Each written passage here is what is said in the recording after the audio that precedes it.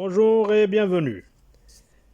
Cette fois-ci, on va essayer de faire la résolution de l'examen du baccalauréat marocain 2018, la session normale. Et vous allez suivre la résolution de l'examen en entier, c'est-à-dire avec tous ces exercices. Ce n'est pas une résolution par partie. Alors, pour gagner un peu de temps, on ne va pas lire l'énoncé, mais on va plutôt lire au fur et à mesure qu'on fait la résolution. On commence par la partie, l'exercice 1 sur les nombres complexes. Alors nous donnons un peu une première question de résoudre la question de résoudre dans C l'équation de z carré plus 2z plus 5 est égal à 0. Alors on va justement attaquer la correction. Alors 2z carré plus 2z plus 5 est égal à 0, c'est une équation du second degré. On dit à coefficient réel, c'est-à-dire les coefficients devant les complexes z sont des réels, parce que parfois il y a des équations à coefficients complexes aussi. Dans ce genre d'équations qui sont simples, apparemment je dis bien, il suffit d'utiliser la méthode du discriminant, c'est-à-dire le delta que vous connaissez.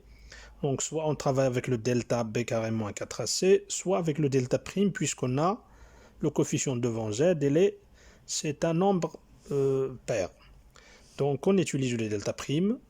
Le delta c'est b carré, c'est 2 à la puissance de c4, moins 4 fois 2 fois 5, c'est moins 36. Donc c'est un delta négatif, mais avec les complexes, il n'y a pas de problème, il n'y a pas d'impossible. Et avec le delta prime, c'est 1 au carré, c'est-à-dire on divise le coefficient par 2. J'espère bien que vous connaissez manipuler ce genre de delta prime. Donc c'est 1 au carré moins, c'est b carré moins ac, le b prime je veux dire, moins ac, donc c'est 1 au carré moins 2 fois 5 qui est égal à moins 9. Alors les solutions de l'équation, c'est-à-dire les racines de l'équation, sont z1 est égal à moins b', c'est-à-dire le b maintenant, le 2 divisé par 2, c'est-à-dire le 1 qu'on a utilisé dans le delta prime. Donc c'est moins b' plus i racine carrée de la valeur absolue de delta prime. Alors c'est déconseillé, c'est interdit d'écrire un nombre négatif sous la racine carrée. Je le répéterai toujours, même quand il s'agit des nombres complexes. Donc on met soit le moins de delta quand il est négatif, soit on met la valeur absolue de delta. Donc c'est ce qui est le plus efficace. Donc z1 est égal à moins b' plus i racine de delta prime sur a. Donc je souhaiterais bien, comme j'ai dit, que vous avez déjà manipulé ce genre de discriminant, de delta prime. C'est au lieu de moins b plus racine de delta sur 2a qu'on faisait pour les réels, c'est moins b' plus la racine plus ou moins racine de delta sur a au lieu de 2a. Donc c'est moins b' plus i racine de delta prime sur a. Et le z2, c'est tout simplement le différentiel avec le z1 du moins qui se trouve devant le i racine de delta prime. Donc en application numérique, le z1 est égal à moins 1 plus i racine de la valeur absolue de moins 9 qui devient 3 sur 2, qui est égal à moins 1 demi plus 3 sur 2 i. Et le z2, ça diffère comme on a dit avec le moins devant le 3 demi i. Donc en finale, l'ensemble de solutions CS est égal à moins 1 demi plus 3 demi i et le moins 1 demi moins 3 demi i. Voilà pour ce qui est la première question. La question numéro 2, sur le même exercice, sur les nombres complexes. Dans le plan complexe rapporté à un repère orthonormé OUV, on considère la rotation R de centre O et d'angle de pi sur 3. En petit a, on nous dit d'écrire le complexe D qui est égal à moins 1 demi plus racine de 3 sur 2 i sous forme trigonométrique. Alors, pour passer de la forme algébrique à la forme trigonométrique, comme je répète toujours dans les vidéos précédentes, il suffit de faire apparaître les valeurs des cosinus et des sinus des angles usuels que vous connaissez, c'est-à-dire qui varient entre les 0 et le p ou bien le p sur 2, avec le tableau que vous allez voir dans, je ne sais pas si vous avez déjà l'occasion de voir les vidéos précédentes. Donc le tableau usuel de 0, pi sur 6, pi sur 4, pi sur 3 et pi sur 2. Très bien.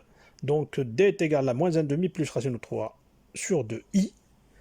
Alors, du coup, on voit que le moins 1,5 et le racine de 3 sur 2, c'est tout simplement, c'est le cosinus et le sinus de l'angle de pi sur 3.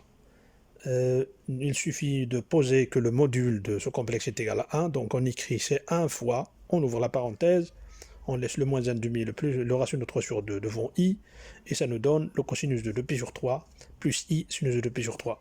Alors je ne vais pas entrer dans les détails comme je faisais dans les vidéos précédentes, parce que là ça va demander beaucoup de temps. Donc suivez l'explication verbale, c'est-à-dire je vais de temps en temps vous expliquer en parlant comment vous allez faire vous-même. Donc en écriture, j'écris tout simplement ce qui est récapitulatif de la solution et ce que normalement vous devez écrire lors de votre rédaction dans un examen. Donc alors le cosinus de le moins 1,5, c'est-à-dire c'est le moins cosinus de pi sur 3, c'est-à-dire qui est égal au cosinus de pi moins pi sur 3 qui va vous donner le 2pi sur 3. Donc voilà comme on l'a expliqué entre parenthèses. En petit b, on nous dit, on considère le point d'affixe, le point A d'affixe, petit a est égal à moins 1,5 plus 3 sur 2i maintenant, ce n'est pas la racine de 3, et le point B, image de ce point A par la rotation R, dont on a donné le centre et l'angle. Alors B, on considère B comme affixe du grand B, du point grand B. On vous dit de montrer que petit b est égal à petit d fois petit a. Alors le petit d c'est quoi? C'est le complexe dont on a transformé la forme algébrique en trigonométrique. Le petit a c'est l'affixe du point A, donc qu'on a considéré dans le plan complexe, et le petit b c'est l'affixe du grand B qui est image du grand A par la rotation R de centre O, c'est-à-dire l'origine du repère, et d'angle de pi sur 3. Donc on a le point A, il est d'affixe, comme on a dit, petit a est égal à moins 1,5 plus 3 sur 2i. Et le point B d'affixe, petit b, son image par la rotation R. Alors, on commence par la définition de la rotation. Bien sûr, vous ne serez pas obligé lors d'un examen de rappeler votre correcteur de ces définitions. Il suffit tout simplement que vous les ayez compris vous-même. Mais maintenant, moi, je vais vous rappeler de comment agir pour vous expliquer comment faire pour ce genre de questions. D'après la définition d'une rotation, c'est quoi? Alors, on prend l'image, c'est-à-dire le petit b, la fixe de l'image, je veux dire, moins le oméga. C'est quoi? Le petit oméga devant vous, c'est la fixe du centre, parce que le centre aussi, il appartient au plan des complexes, donc c'est aussi un complexe, c'est aussi une image qui a une affixe complexe. Ah, donc on pose le oméga, c'est l'affixe du point O par exemple. Bon, je veux dire du centre de la rotation en général. Et le θ, c'est son angle qu'on vous donne. Donc on a la formule de définition B moins W, je veux dire moins oméga, est égal E I θ, c'est-à-dire l'exponentielle de Iθ, facteur de A moins oméga. Et bien sûr, le exponentiel Iθ, c'est la forme exponentielle d'un complexe, bien sûr.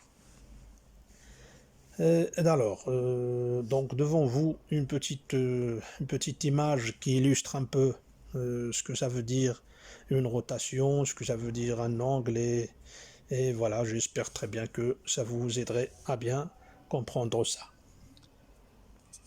Alors, d'après cette définition, on peut écrire que, dans notre cas, que B moins O, moins 0, je veux dire, parce que l'affixe du point O, c'est 0, parce que c'est le centre du repère de notre plan complexe, est égal à l'exponentielle de I fois le θ dans notre cas, c'est 2pi sur 3, parce qu'on nous a donné que l'angle de la rotation, c'est 2pi sur 3.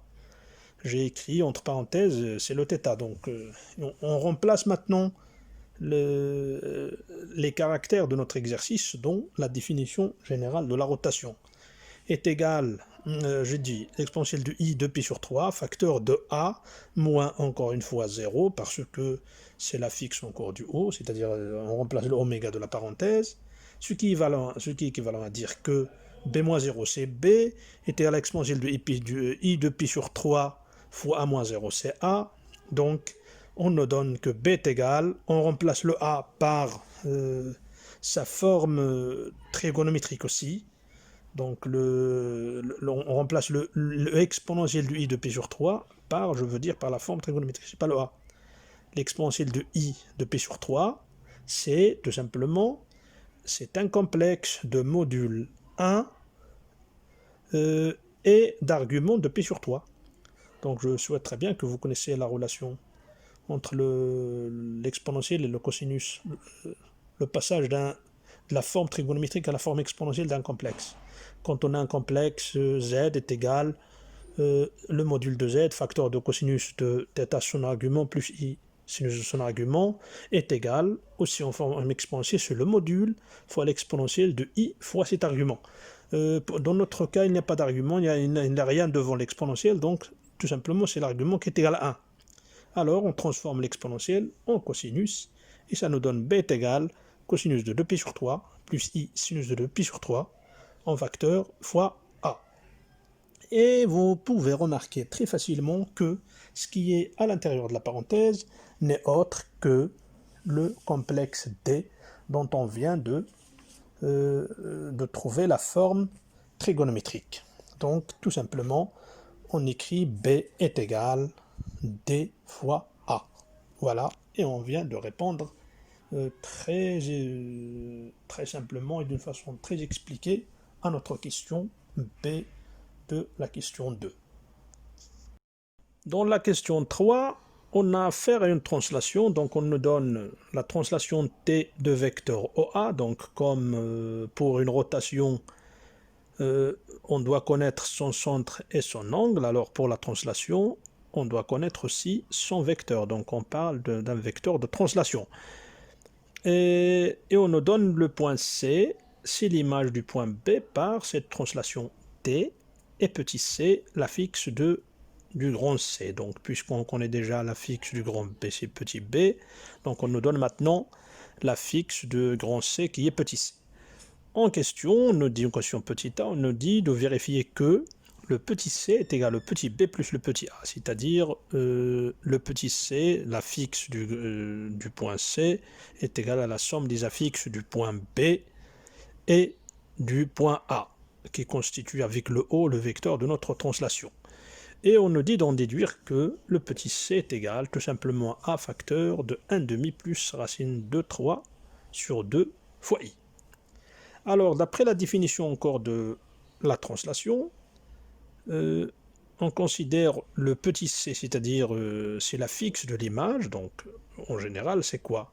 Il est égal à l'affixe du point dont on veut calculer l'image par la translation, je veux dire l'image par la translation, ce n'est plus l'image en termes de complexe, plus petit k, avec le petit k c'est tout simplement l'affixe du vecteur de translation, c'est-à-dire dans notre cas c'est le vecteur OA.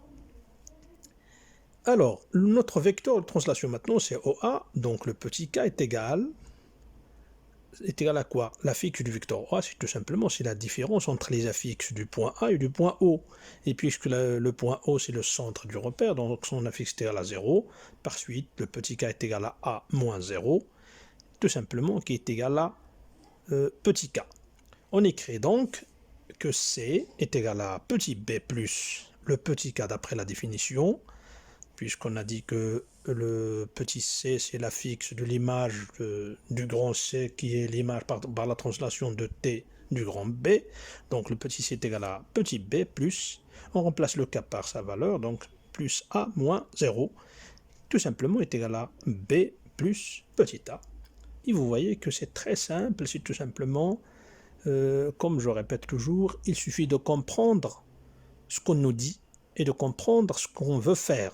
Voilà, tout simplement, vous voyez que c'est tout à fait facile. Maintenant qu'on a montré que le petit c est égal à b plus a, alors qu'est-ce qu'on fait? On remplace maintenant le petit b par sa valeur qu'on a trouvée dans la question petit b, c'est-à-dire par la valeur de d fois a. Donc on écrit que petit c est égal d fois a, c'est-à-dire on remplace le b, plus le a. Tout simplement est égal à a facteur de d plus 1. Voilà. Et qui est égal encore, on remplace le d par sa valeur algébrique, donc c'est moins 1 demi plus racine de 3 sur 2 fois i. Et le plus 1, et par suite on a le moins 1 demi plus 1, ça devient 1 demi. Par suite on trouve que petit c est égal à a facteur de 1 demi plus racine de 3 sur 2 i. Et vous voyez que c'est toujours le plus facile, les choses sont plus faciles qu'on imagine avant de commencer son examen ou avant d'entrer en salle d'examen. Pour la dernière question, sur cet exercice de nombre complexe, le petit b, on nous dit de déterminer l'argument de c sur a et d'en déduire que le triangle OAC est équilatéral. Alors avant de passer au calcul, bien je vous donne un petit conseil, c'est de vouloir réviser votre géométrie que vous avez vue dans le secondaire. Vous en aurez besoin chaque fois que vous avez affaire à un exercice sur les complexes. Il y a une relation très étroite entre les complexes et la géométrie. Et vous allez voir dans cet exemple que c'est facile de passer par des calculs sur les complexes, de montrer des propriétés que vous avez déjà vues et vous avez connues dans le secondaire sur la géométrie. À propos des triangles, triangle équilatéral, triangle rectangle, isocèle, les angles opposés, les cercles, les triangles inscrits dans un cercle, etc. Donc vous aurez très bien à faire une petite révision sur tout ça. On passe maintenant à notre question. L'argument de C sur A. On a trouvé dans la question petit a que C est égal à A facteur de 1 demi plus racine de 3 sur 2i. Ça veut dire que C sur A est égal tout simplement à 1 demi plus racine de 3 sur i. Voilà. Et bien ce 1 demi plus racine de 3 sur i n'est autre que la forme algébrique d'un complexe dont on doit chercher la forme trigonométrique pour voir son argument est égal à combien. Alors le 1 demi plus le 1 demi et le racine de 3 sur 2 ne sont autres que le cosinus de pi sur 3 et son sinus respectivement. Donc on peut écrire que notre 1 demi plus racine de 3 sur 2i est égal à 1 facteur de cosinus de pi sur 3 plus i sinus de pi sur 3, qui n'est autre que la forme trigonométrique d'un complexe de modules est égal à 1 et d'argument est égal à pi sur 3. Voilà. Donc l'argument de notre complexe C sur A, c'est tout simplement pi sur 3. Et son module aussi, C sur A, est égal à 1. Voilà, c'est très simple et on en a fini avec la moitié de la question B. Maintenant, pour passer à la partie de la géométrie dans cette question, eh bien, je vous rappelle de quelques propriétés sur un triangle équilatéral dont je souhaite que vous en souvenez aussi. Un triangle est équilatéral lorsque, par exemple, ces trois angles sont égaux, sont isométriques et sont égaux à 60 degrés, c'est-à-dire à pi sur 3, donc puisqu'on parle maintenant avec les radians. Pourquoi? Parce que vous devez savoir aussi, ou bien vous rappeler que la somme des angles d'un triangle, quelle que soit sa nature, est égale à 180. Donc, lorsqu'on a trois angles isométriques, donc il suffit de faire le 180 divisé par 3, ça nous donne 60 ou bien pi sur 3 avec les radians. Voilà une propriété. Une autre propriété, par exemple, on peut montrer que ces trois côtés sont égaux aussi, sont isométriques. Voilà, c'est une autre propriété d'un triangle équilatéral. Mais je souhaite très bien que vous fassiez une petite révision comme on l'a dit. Donc, maintenant, dans notre cas, le C sur A est égal à 1. Ça veut dire quoi? Ça veut dire tout simplement en réalité que la distance OA est égale à la distance OC. Parce que les modules d'un complexe ce ne sont autres que des distances, que des normes de vecteurs qui sont des distances. Donc C sur A est égal à 1, c'est tout simplement veut dire tout simplement que OA est égal à OC.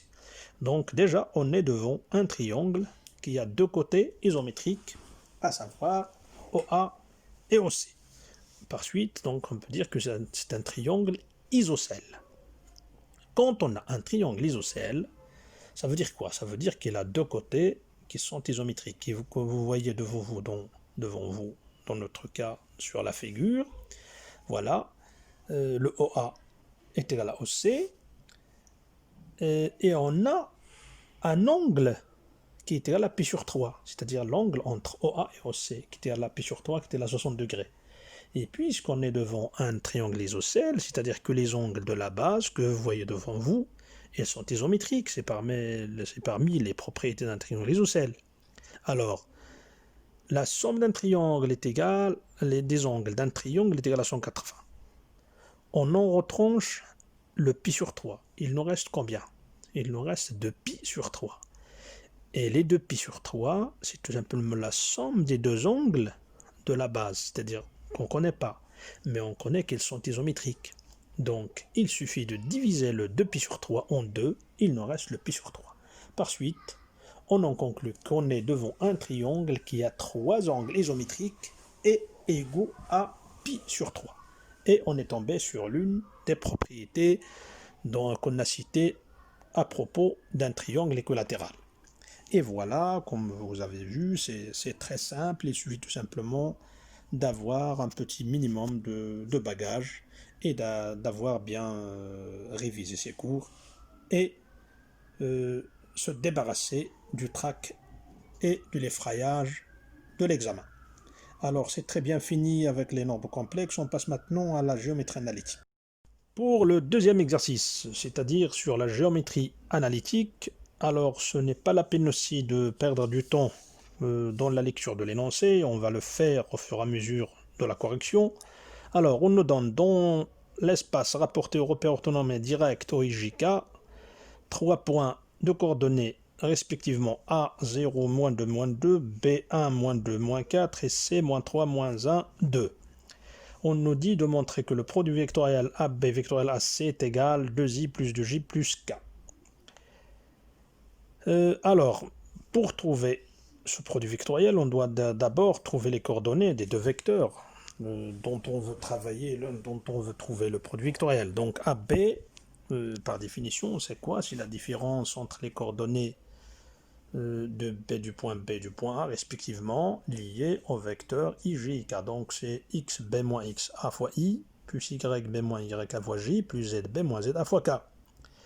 En remplaçant dans chacune des parenthèses par les coordonnées de A et B, on trouve que c'est 1 moins 0 fois i plus moins 2 plus 2 fois j et plus moins 4 plus 2 fois k qui nous donne que AB est de coordonnées 1, 0, moins 2.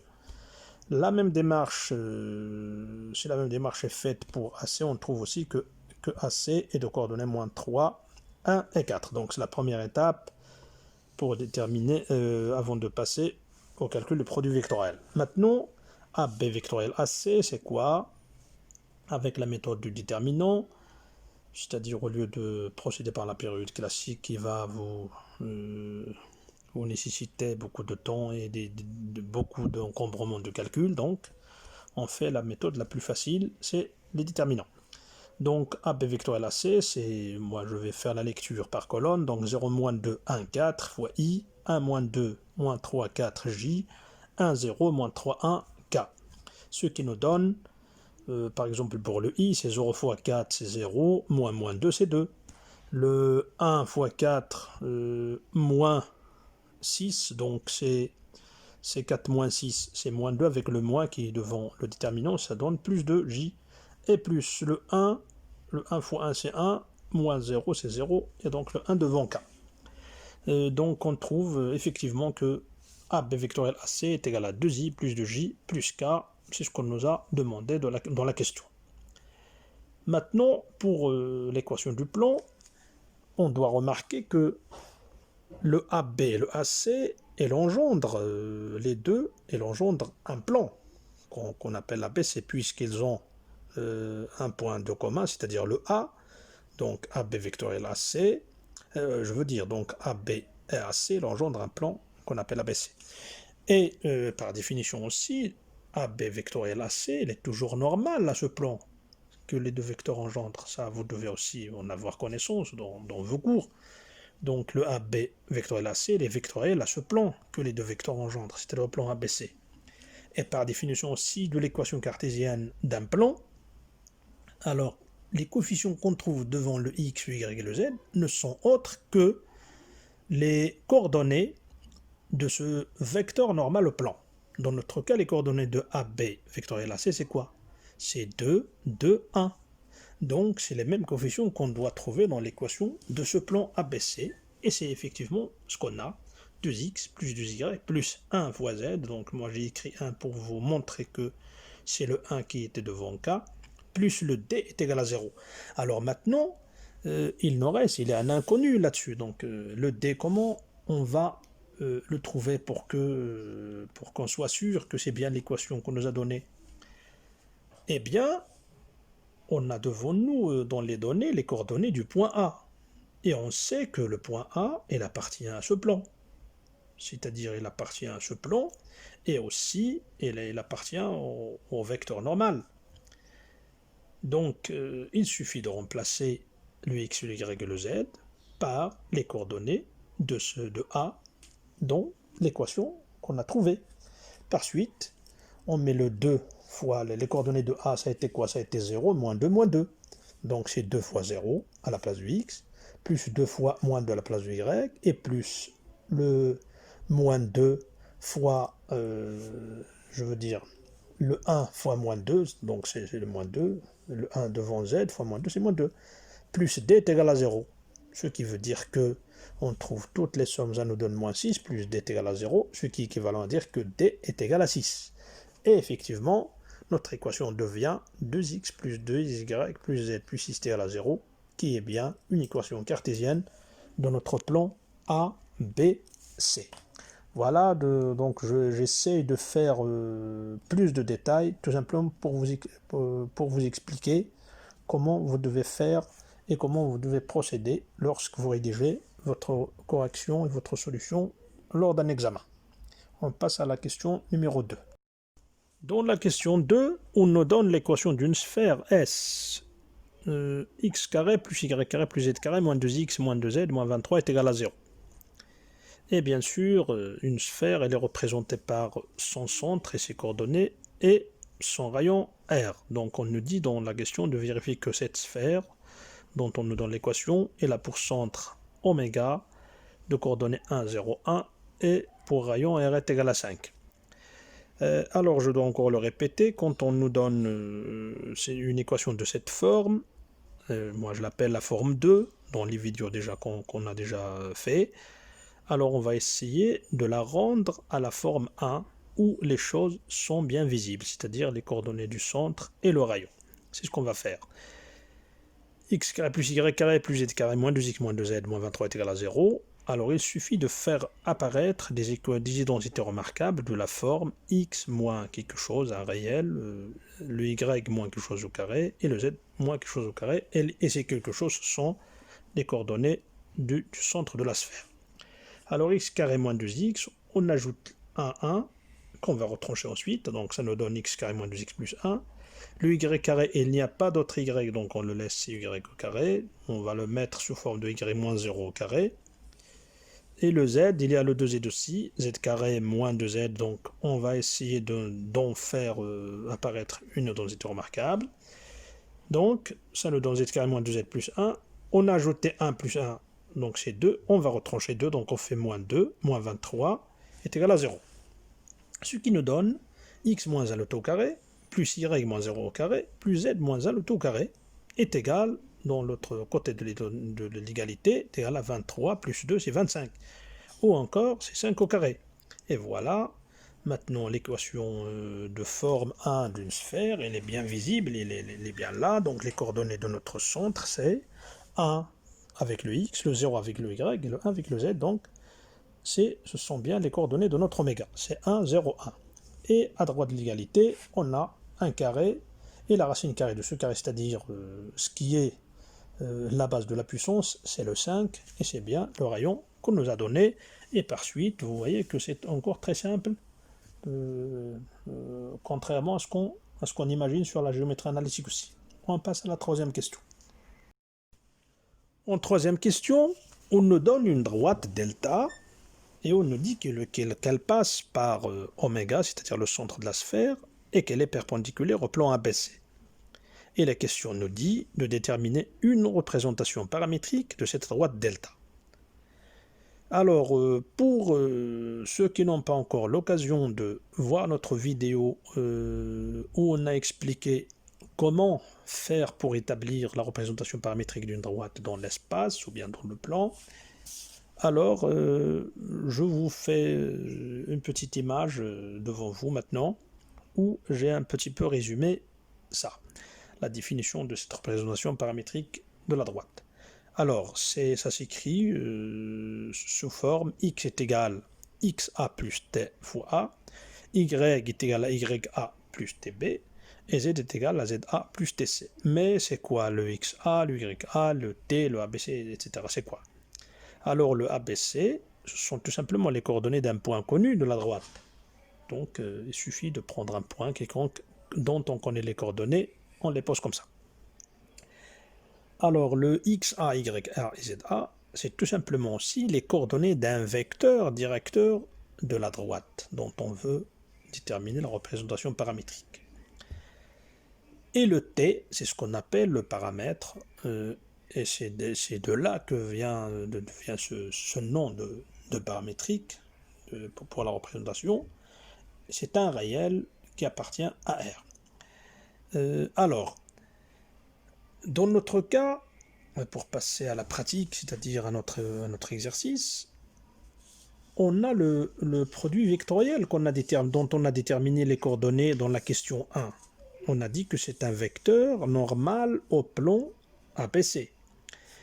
Et puisque dans les données, on a dit que la droite delta elle est perpendiculaire au plan ABC, donc on peut considérer ce vecteur AB vectoriel AC comme un vecteur directeur à la droite delta, puisqu'il est normal au plan et la droite elle est perpendiculaire au plan. C'est-à-dire que ce vecteur il est collinéaire à n'importe quel vecteur directeur, n'importe quel autre vecteur directeur de la droite. Voilà, donc déjà, on a les coordonnées x, a, y, a et z, a. On l'a déjà, ce sont autres que les coordonnées de ce produit vectoriel. D'autre part, on a dit que la droite passe par le centre de la sphère, c'est-à-dire oméga. Et ce centre, on connaît déjà aussi ses coordonnées, c'est le 1, 0, 1. Donc il suffit pour notre représentation paramétrique de delta d'écrire que x est égal à 2 plus 1 fois t. Le 2, c'est le xa, c'est-à-dire le x de notre vecteur directeur. Le 1, c'est l'abscisse d'un point connu de la droite, c'est notre oméga. De même pour y, c'est égal à 2 plus 0 fois t, et le z est égal à 1 fois t. Ou encore, tout simplement, on écrit que la représentation est de la forme x est égal à 2 plus t, y est égal à 2, et z est égal à 1 plus t, avec le t, c'est un réel. Alors, je vous rappelle que le t, c'est un paramètre réel, et qui dépend de chaque point de coordonnées x, y et z de la droite. Et on va voir dans la question B à quoi va nous servir ce petit t et comment on va arriver à s'en servir pour d'autres choses. En petit b, on nous demande de déterminer les coordonnées d'un point H, mais ce n'est pas n'importe quel point. On nous dit que c'est l'intersection de la droite delta et du plan ABC. Alors imaginez-vous donc la droite delta. Voilà, j'ai essayé un peu de l'illustrer devant vous sur l'image. Et le plan ABC, notre H maintenant, c'est le point d'intersection, donc on va essayer de déterminer ses coordonnées. Alors le H maintenant, il appartient à la fois à la droite et au plan, puisqu'on a bien dit que c'est leur intersection. Donc qu'est-ce que ça veut dire ça pratiquement? Ça veut dire que les coordonnées de ce point H qu'on donne, on les nomme x, y et z, eh bien elles vérifient le système suivant. Déjà, les trois premières équations, ce sont les équations de la représentation paramétrique de la droite, c'est-à-dire que le x est égal à 2 fois t, je veux dire 2 plus t, comme on a trouvé précédemment. Et le y est égal à 2, et le z est égal à 1 plus t. Maintenant, pour son appartenance au plan, les coordonnées x, y doivent vérifier aussi l'équation du plan, c'est-à-dire qu'on a trouvé dans la question 1. Alors, il suffit d'écrire encore, d'ajouter la quatrième équation, c'est 2x plus 2y plus z plus 6 est égal à 0. Alors, vous voyez maintenant qu'on est devant un système de 4 équations à 4 inconnues qui est tout à fait facile à résoudre. Donc, pour trouver les coordonnées x, y et z, qu'est-ce qu'on va faire? On va essayer de les remplacer, c'est-à-dire de remplacer leur valeur en fonction de t dans la dernière équation, c'est-à-dire l'équation 4.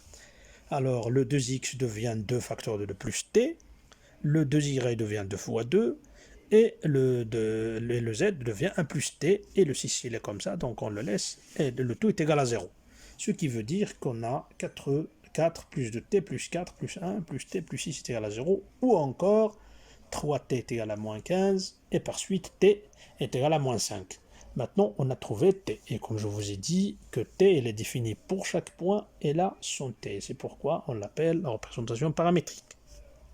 Maintenant, pour le point H, le t est égal à moins 5. Donc, il suffit maintenant de remplacer le t dans chacune des équations 1, 2, 3 de notre système pour avoir x est égal à 2 moins 5 est égal à moins 3, le y est égal à 2, donc c'est constant pour n'importe quel, pour tous les points, et le z est égal à 1 moins 5 est égal à moins 4. Donc notre h est de coordonnées moins 3, 2, moins 4. C'est-à-dire que le point d'intersection de la droite delta et du plan ABC est h de coordonnées moins 3, 2 et moins 4. En quatrième question, et la dernière, on nous dit de montrer que la distance entre oméga, c'est-à-dire le centre de la sphère, et le plan ABC est égale à 3. Puis montrer que le plan ABC coupe la sphère S selon un cercle de rayon R est égal à 4, et dont on déterminera le centre, c'est-à-dire le centre de ce cercle.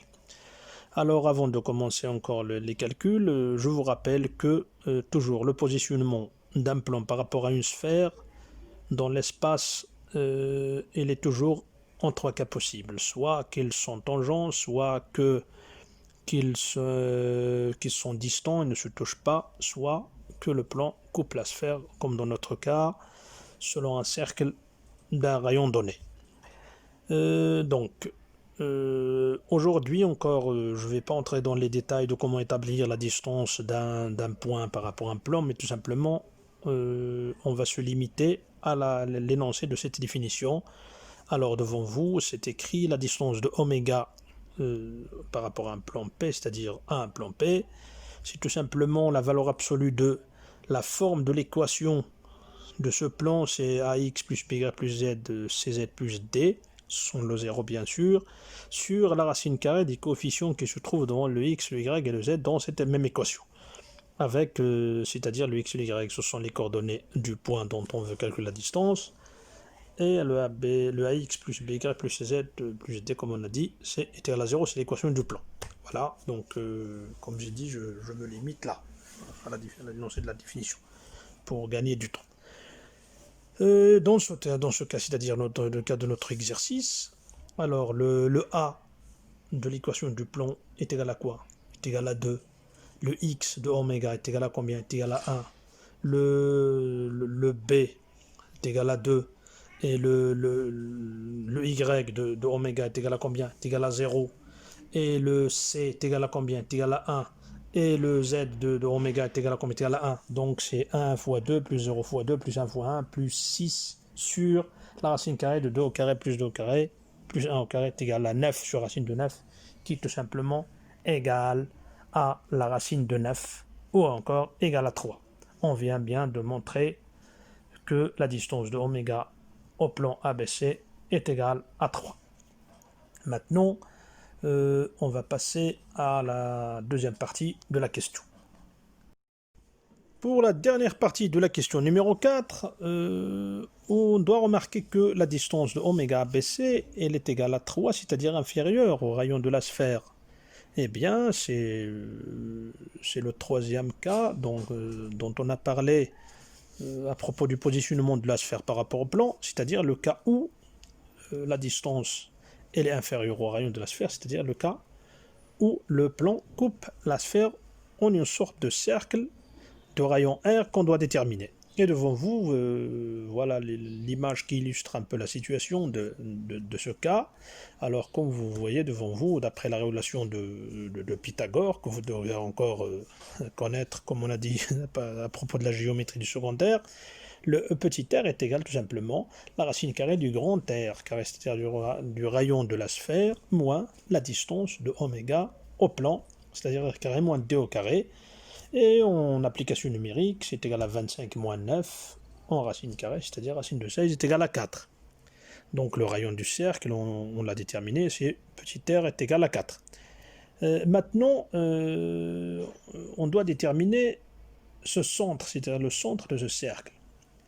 Pour ceci, on doit nous servir de ce qu'on a trouvé dans les questions précédentes.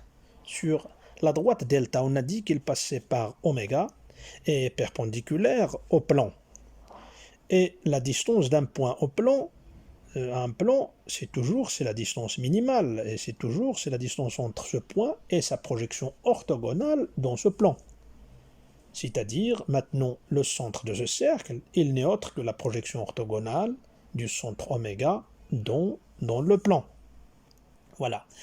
Et cette projection orthogonale de ce centre dans le plan, ça a été quoi? Ça serait normalement un point qui appartient à la fois à la droite delta, puisqu'il est perpendiculaire au plan et passe par oméga, et c'est un point aussi qui appartient en même temps au plan ABC. Et voilà, vous pouvez remarquer tout à fait facilement que ce n'est autre que le point H dont on vient de déterminer les coordonnées dans la question B de la question 3. C'est-à-dire que notre point M cherché, c'est-à-dire le centre de ce cercle d'intersection entre le plan et la sphère, ce n'est autre que le point H de coordonnées moins 3, 2, moins 4. Et vous voyez très bien que l'exercice de la géométrie analytique, c'est aussi facile.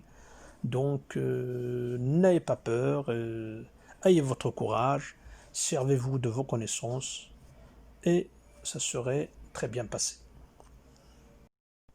Pour l'exercice 3 sur les probabilités, c'est un peu obligatoire de lire l'énoncé parce qu'en probabilité, on doit tenir compte de tous les mots, tous les points, tout ce qu'on nous dit dans l'énoncé. Donc on doit lire l'énoncé.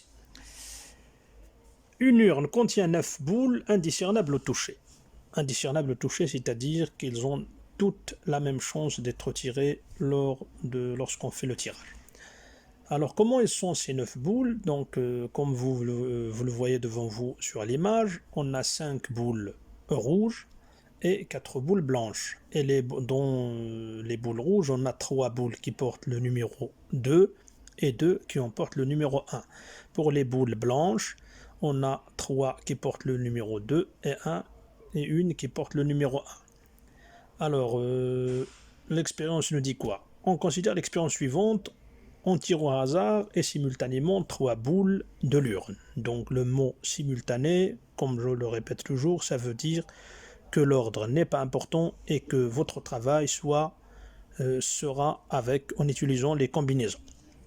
Alors on nous donne 3 événements différents. L'événement A qui nous dit que les 3 boules tirées doivent être de même couleur. L'événement B, les 3 boules tirées portent le même nombre. Et l'événement C nous dit que les 3 boules tirées doivent être de même couleur et portent le même nombre. Alors on passe à la correction. On nous dit de montrer que P de A est égal à 1 sixième, P de B est égal à 1 quart, et P de C est égal à 1 sur 42. Alors, quand vous avez devant vous ce genre de questions, alors c'est le plus simple possible. Pourquoi? Parce que vous êtes sûr de ce que vous allez trouver.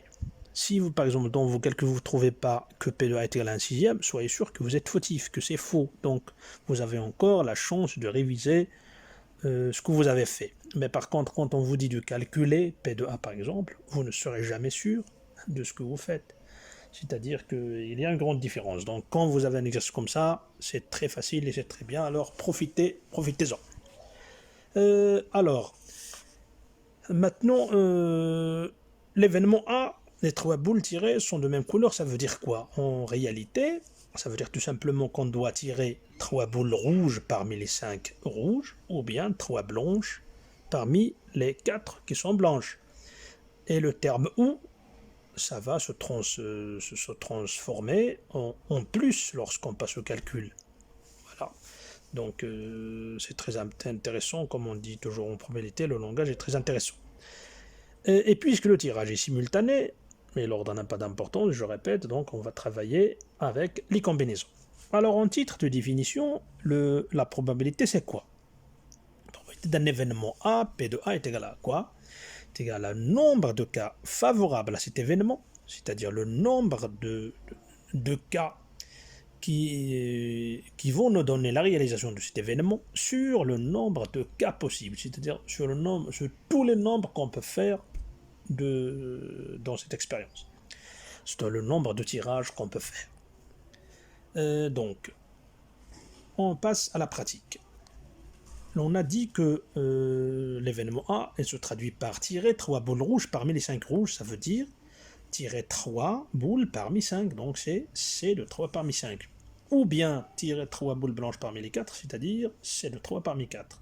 Donc P de A est égal C de 3 parmi 5 plus le C3 parmi 4, et voilà le nombre de cas qui sont favorables à la réalisation de l'événement A sur le nombre de cas possibles qui est tout simplement la combinaison de 3 parmi 9, c'est-à-dire on prend 3 boules entre les 9 qui est bien le total de boules contenues dans l'urne. Voilà. Et on calcule. J'ai essayé donc dans la première étape de bien expliquer un peu et de vous rappeler ce que ça veut dire la combinaison d'un nombre dans un autre. Donc le C3 parmi 5, c'est quoi? C'est 5 factoriel divisé par 5 moins 3 factoriel fois 3 factoriel. Plus la même chose de C de 3 parmi 4, c'est 4 factoriel sur 4 moins 3 factoriel fois 3 factoriel. Et le dénominateur, c'est 9 factoriel sur 9 moins 3 factoriel fois 3 factoriel. Donc encore avec un petit peu de détail, donc le 5 factoriel sur 5 moins 3 factoriel, 3 factoriel, devant vous c'est 1 fois 2 fois 3 fois 4 fois 5 sur 1 fois 2 puisque 5 moins 3 c'est 2, donc c'est 2 factoriel c'est 1 fois 2, et le 3 factoriel c'est 1 fois 2 fois 3. Donc je l'ai fait pour la première partie et je vous laisse le soin de faire pour les autres. Donc on trouve c'est 14 divisé par 84 qui est égal à 1 sixième, et c'est bien ce qu'on nous a demandé de vérifier. Maintenant, le P de B, alors le P de B, l'événement B, ça veut dire quoi? Tirer 3 boules qui portent le même nombre, c'est encore, ça se composait en 2 réalisations différentes, c'est-à-dire qu'on doit tirer 3 boules qui portent le nombre 2 parmi les 6 boules qui portent le nombre 2, c'est-à-dire parce qu'on a 3 boules qui portent le numéro 2, ou bien tirer 3 boules qui portent le nombre 1 parmi les 3 boules, c'est-à-dire on n'en a que 3 qui portent le numéro 1. En termes de calcul, le PB c'est quoi? C'est C de 3 parmi 6 plus C de 3 parmi 3 sur C de 3 parmi 9, et on calcule encore, c'est 6 factoriel sur 6 moins 3 factoriel fois 3 factoriel, et ainsi de suite. Vous trouverez que c'est égal, devant vous les calculs, donc essayez de copier et de bien comprendre ça, c'est 21 sur 84 qui est égal à 1 quart. Donc c'est très bien ce qu'on a demandé. Pour le P de C aussi, donc cette fois-ci les 3 boules tirées sont de même couleur et portent le même nombre. Alors pour que cet événement C soit réalisé, il faut que il faut qu'on tire 3 boules qui portent le nombre 2 parmi les 3 boules rouges, c'est-à-dire qui sont le même couleur. Donc on a 3 boules rouges qui portent le nombre 2. C'est pas maintenant à partir de 5, parce que les 5 boules rouges, 3 portent le numéro 2 et 2 portent le numéro 1. Donc maintenant c'est la combinaison de 3 parmi 3, c'est-à-dire 3 boules rouges qui portent le nombre 2 entre les 3 boules rouges qui portent le numéro 2. Donc c'est le 3 parmi 3. C'est la même chose pour les boules blanches aussi. C'est 3 boules blanches entre les 3 boules blanches qui portent le nombre 2. Donc P de C est égal à C de 3 parmi 3, plus C de 3 parmi 3, et un nombre C de N dont N c'est égal à 1. Donc on trouve que le P de C est égal à 1 sur 3 moins 3 c'est 0 factoriel, et le 0 factoriel par convention, quand je le répète, est égal à 1. Donc on trouve que P de C est égal à 1 plus 1 sur 84, qui est égal à 2 sur 84, qui est égal à 1 sur 42. Et on arrive très bien à montrer, de vérifier que les probabilités sont telles qu'elles sont données dans l'exercice. Pour la question numéro 2, on répète l'expérience précédente 3 fois avec remise dans l'urne des 3 boules tirées après chaque tirage. C'est-à-dire chaque fois qu'on tire les 3 boules de notre urne, alors on marque ce qu'on veut, c'est-à-dire ce qu'on veut de cette expérience, et on retourne les 3 boules dans l'urne. Alors qu'est-ce qu'on veut de cette expérience? On nous dit que la variable aléatoire x est égale au nombre de fois de réalisation de l'événement A, c'est-à-dire c'est le nombre de fois qu'on tire 3 boules de même couleur, c'est-à-dire ce qu'on nous a donné dans l'événement A. Alors quand on est devant ce genre de situation, eh bien comme je l'ai déjà expliqué dans une vidéo précédente, donc on a affaire à ce qu'on appelle la loi binominale. Même avant de lire la question A et la question B, on doit savoir qu'on est dans cet état d'utiliser ce qu'on connaît à propos de cette loi binominale. La loi binominale, c'est pas l'autre loi de probabilité qui est usuelle. Donc, comment on fait pour savoir, comment on doit savoir qu'il s'agit d'une loi binominale ou bien d'un cas où on doit utiliser nos connaissances sur les lois binominales? Eh bien, chaque fois que vous trouvez une expérience qui se répète plusieurs fois, dans notre cas 3 fois par exemple, et où on vous dit que on doit faire cet événement un nombre de fois, c'est-à-dire par cette expérience, c'est-à-dire ce qu'on peut appeler un succès et un échec, comme dans notre cas par exemple, quand on réalise l'événement A, alors on a réussi. C'est ce qu'on appelle le succès. Si on ne réalise pas l'événement A, on a échoué. Donc quand on a affaire au succès et à l'échec, et les tirages avec remise, et une expérience répétée dans les mêmes conditions, alors on doit toujours penser à la loi binominale. Et cette loi binominale, elle est caractérisée par quoi? Par ce qu'on appelle les paramètres de la variable aléatoire, et c'est ce qu'on nous a demandé dans la question A. On nous dit de déterminer les paramètres de la variable aléatoire binominale x. Alors ces paramètres, ils sont quoi? Ces paramètres, c'est tout simplement le nombre de fois que l'épreuve est répétée. Donc dans notre cas, c'est 3 fois, donc on nous a dit de répéter l'expérience 3 fois. Et l'autre paramètre, c'est la probabilité du succès, c'est-à-dire la probabilité de trouver ce qu'on veut, c'est-à-dire ce qu'on considère qu'on a réussi à le faire. Dans notre cas, c'est la probabilité de réaliser l'événement A. Donc pour notre question petit a, on vient de répondre que les paramètres de cette expérience ou bien de la variable aléatoire binominale x, c'est tout simplement n est égal à 3, c'est le nombre de fois que l'épreuve est répétée, et le P de A qui était égal à 1 sixième. Et voilà que c'est très facile, il suffit tout simplement de comprendre avec quel outil on a à se battre. Donc on passe à la dernière question, petit b, de cet exercice. La dernière question, on nous demande de montrer que la probabilité de x est égale à 1 est égal à 25 sur 72 et on nous dit de calculer P de x est égal à 2. Alors, que ce soit dans les lois binominales ou bien dans l'autre loi de probabilité, pourquoi on dit que la variable x est aléatoire? C'est-à-dire qu'il peut prendre plusieurs valeurs, donc qui va de la valeur 0, c'est-à-dire des cas impossibles, c'est-à-dire de cas de l'échec, jusqu'à au dernier nombre de réussites, c'est-à-dire dans notre cas par exemple, il peut arriver jusqu'à prendre la valeur de 3, puisqu'on a 3 expériences, il peut arriver au nombre de 3, c'est-à-dire 3 succès.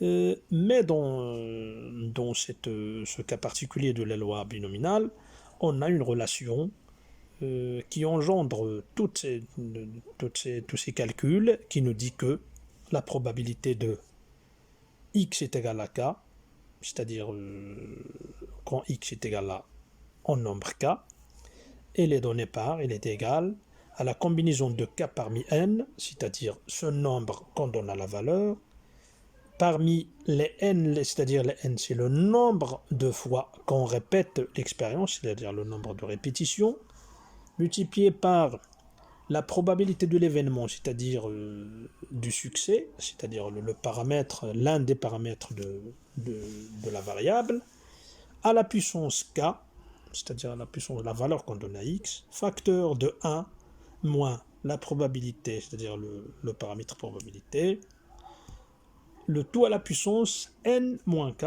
et bien sûr avec le k, il peut être égal à 0, mais ne peut jamais dépasser le nombre de fois qu'on répète l'expérience. Ça c'est logique.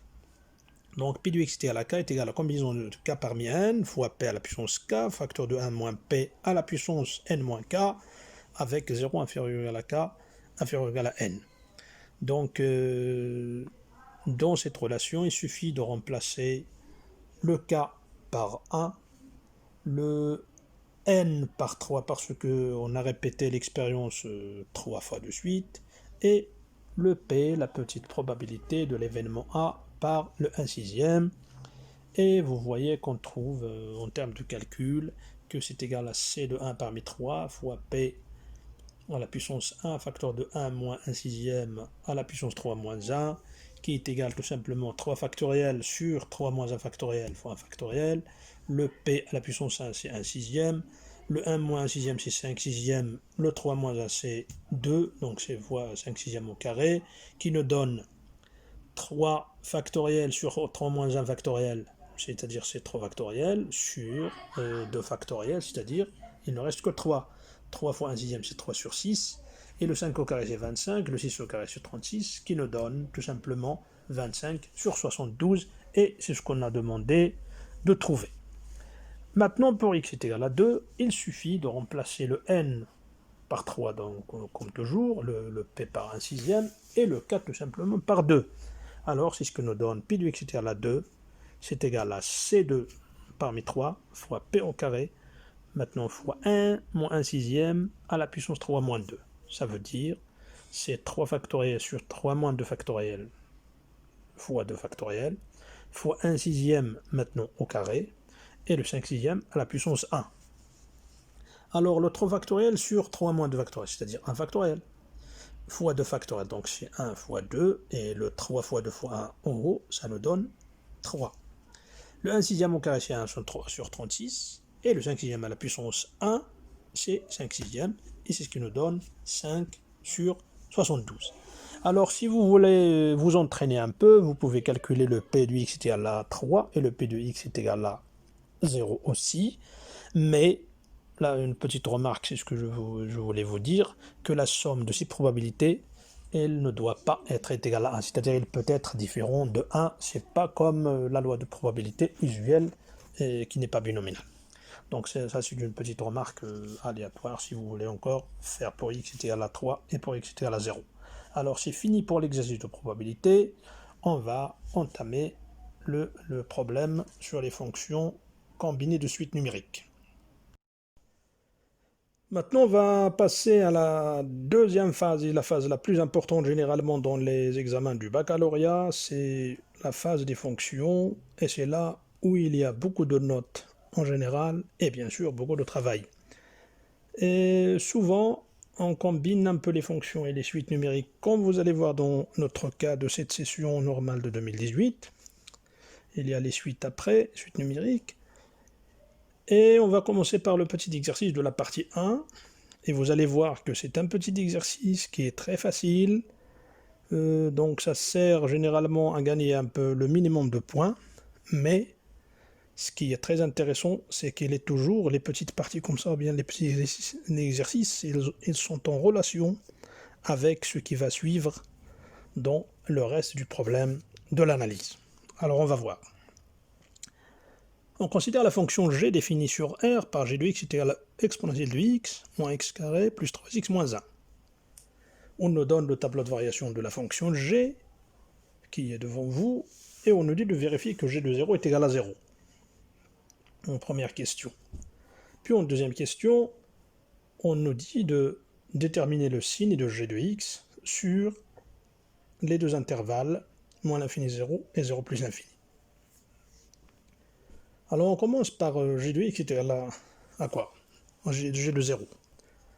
G de 0, il suffit tout simplement de remplacer le 0, le x par 0 dans la formule de g.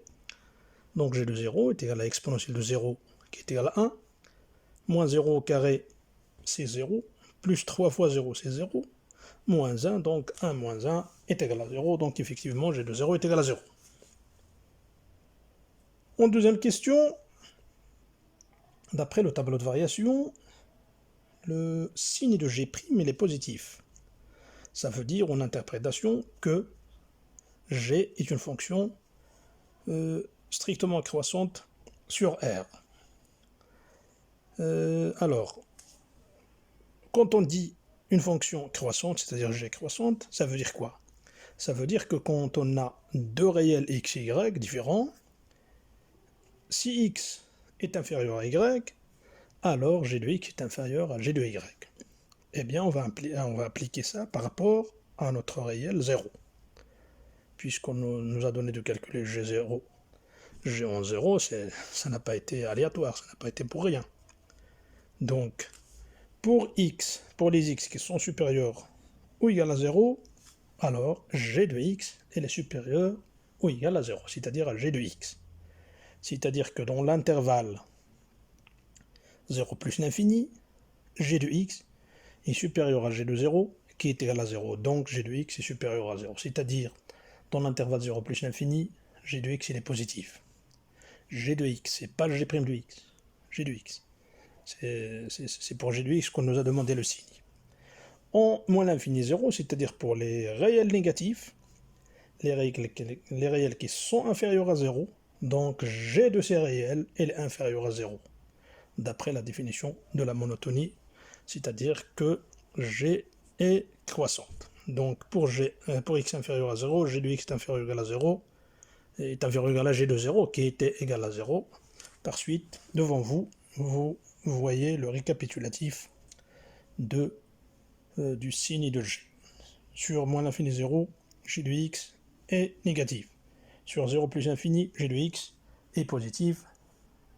Et on vient de finir notre première partie et on va passer à la deuxième partie. Mais faites attention, il ne faut pas oublier cette première partie parce que ça va être très intéressante dans ce qui va suivre. Dans la partie 2, comme j'ai déjà dit au début de la séquence, on ne va pas lire tout l'énoncé une seule fois, donc on va essayer de travailler et lire au fur et à mesure qu'on résout notre problème.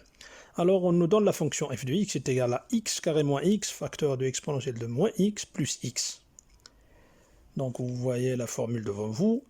Et on note C de f la courbe représentative de cette fonction dans un repère orthonormé ou OIJ, d'unité 1 cm. Alors souvenez-vous du 1 cm, ça va nous servir dans la partie des intégrales. C'est très intéressant aussi.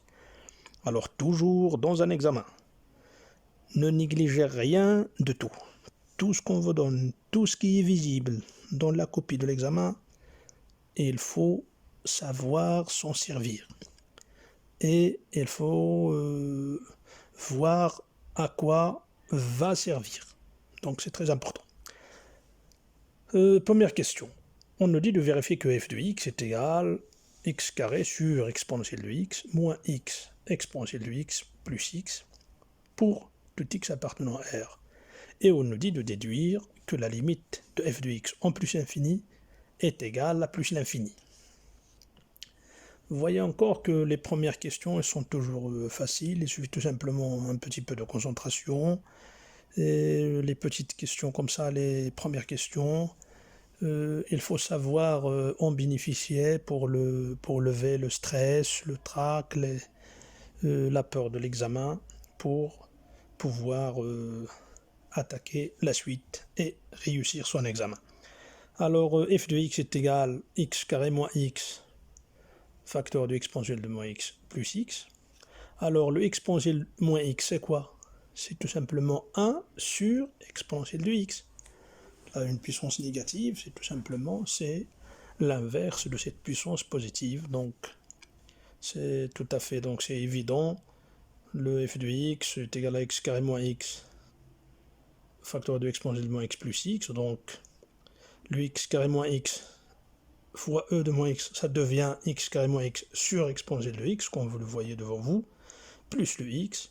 Donc il suffit, au lieu de ce qu'on fait pour rassembler un polynôme avec un même dénominateur, maintenant on développe le dénominateur, donc ça devient x carré sur exponentielle de x moins x sur exponentielle de x plus le x qui était isolé, et donc c'est ce qu'on nous a dit de chercher. Voilà. Maintenant pour la limite de f de x, donc elle devient, si la limite de ce qu'on a trouvé, ça devient si la limite de x carré sur e de x moins x sur e de x plus x, qui est égal tout simplement à plus l'infini. Pourquoi? Parce que la limite de x carré sur e de x en plus l'infini, elle est égale à 0. Aussi que la limite de x sur e de x, elle est aussi égale à 0. Pourquoi? Eh bien parce que je ne vais pas entrer maintenant dans les détails sur les limites et sur les exponentielles, mais tout simplement je vais vous rappeler d'un, comment dirais-je, une propriété très importante à apprendre par cœur, c'est que les exponentielles l'emportent toujours sur ce qui est à côté. Donc le 1 sur exponentielle de x, c'est-à-dire c'est 1 sur plus l'infini, ça devient 0. Donc souvenez-vous que l'exponentielle, ça l'emporte sur les polynômes qui sont collés avec, que ce soit au dénominateur qu'au numérateur. Donc notre limite, elle est bien égale à plus l'infini. Donc on vient de... évidemment, quand on vous dit de déduire, c'est-à-dire dans des questions comme ça, où on vous dit tout simplement de vérifier ou de déduire, alors n'allez jamais loin, la solution est toujours près de vous. La deuxième question, petit b. La limite de f de x moins x, quand x tend vers plus infini. Alors, toujours quand vous voyez ce genre de limite, je ne sais pas si vous avez déjà l'occasion de le voir dans l'une de nos vidéos ou non, alors ça sert tout simplement à des résultats sur l'asymptotie de la fonction f de x avec ce qui est à côté. Donc f de x moins g de x, quelle que soit l'autre fonction qu'on met, que ce soit y égale à x, comme dans notre cas, ou bien y est égal à quelque chose d'autre. Alors ça sert à montrer le comportement de la fonction f de x, c'est-à-dire qu'on veut étudier, avec l'autre fonction qui est à côté, au voisinage de l'infini ou bien d'un autre point. Mais généralement, quand il s'agit de asymptotie, donc c'est au voisinage de l'infini. Alors revenons à nos moutons. La limite de f de x moins x est égale à la limite de x, c'est-à-dire sans le x qui est isolé, c'est-à-dire x carré sur e de x, moins x sur e de x, plus x moins x, c'est-à-dire ça devient 0. Or, on a trouvé dans la question A que la limite de x carré sur e de x moins x sur e de x est égale à 0. Ça veut dire que la limite de f de x moins x est égale à 0. Et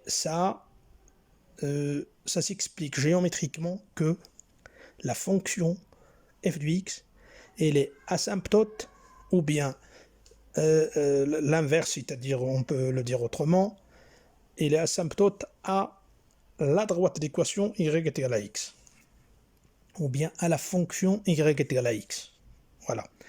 Ou bien c'est le contraire, on peut dire aussi que la fonction elle est asymptote à la droite, y est égal à x, l'équation y est égale à x. Alors je répète encore ce que ça veut dire asymptote.